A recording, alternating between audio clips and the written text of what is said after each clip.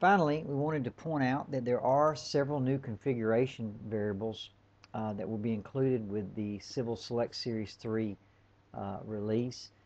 If I come up here to Workspace Configuration, the first thing to point out is they'll all begin with the Civil Underbar prefix, and so that'll be the standard naming convention.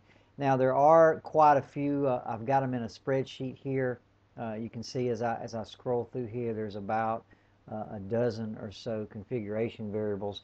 They're still being documented, so you know, they'll eventually show up all in the help, and you can review them there. But I did want to point out a few things about them and some of the most common ones that may help you in your beta testing.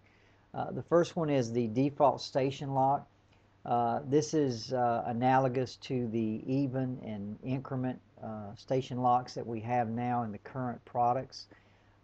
If this is set to true, then what will happen in the case of a station equation, commands such as, let's take place template for example, if you've got an equation, this will always make sure that your increments fall on even stations, even in the case of a station equation.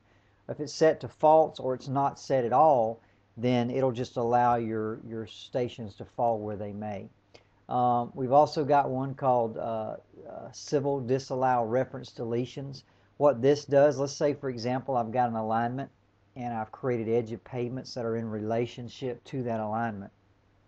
If this is set to 1, then this will disallow any deletion of an element that has other elements referenced to it. So for example, in that example I just gave with the alignment, it would not allow us to delete the alignment because other elements are referenced to it.